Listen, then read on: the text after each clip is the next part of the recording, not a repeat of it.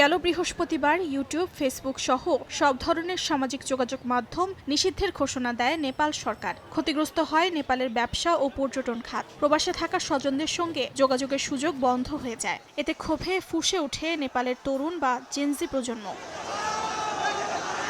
দুর্নীতি ও সামাজিক যোগাযোগ মাধ্যম নিষিদ্ধের প্রতিবাদে সোমবার রাজপথে নামেন হাজার হাজার মানুষ। পার্লামেন্ট ভবন দখল করে শুরু হয় বিক্ষোভ। এ সময় নিরাপত্তা বাহিনী আন্দোলনকারীদের বাধা দিলে শুরু হয় সংঘর্ষ।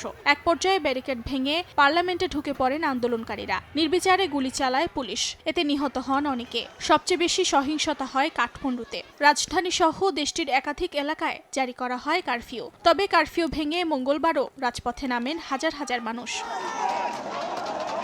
বিক্ষোভকারীরা নেপালের প্রেসিডেন্ট রামচন্দ্র পুডেল ও প্রধানমন্ত্রী ওলির বাড়িতে আগুন ধরিয়ে দেয়। আগুন ধরিয়ে দেয়া হয় সুপ্রিম কোর্টেও। দেশটির সাবেক প্রধানমন্ত্রী পুষ্পকুমার দাহাল প্রচণ্ড এবং শের বাহাদুর দেউবা এবং জ্বালানি মন্ত্রী দীপক খাটকার বাসভবনেও হামলা চালায় বিক্ষোভকারীরা। নেপালি কংগ্রেসের সদর দফতরেও আগুন দেওয়ার খবর পাওয়া যায়। নিরাপত্তার স্বার্থে বন্ধ ঘোষণা করা হয় ত্রিভুবন আন্তর্জাতিক বিমানবন্দর।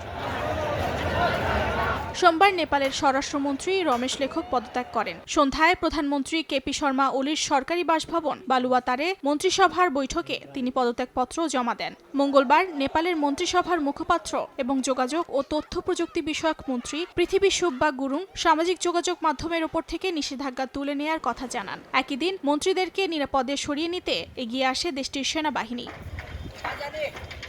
সেনাবাহিনীর কাছে দেশ ত্যাগ করার জন্য নিরাপদ আশ্রয় চান নেপালের প্রধানমন্ত্রী। তার কিছুক্ষণ পরই পদত্যাগ করেন কেপি শর্মা ওলি। অর্জিতা শাহজিন, সময় সংবাদ।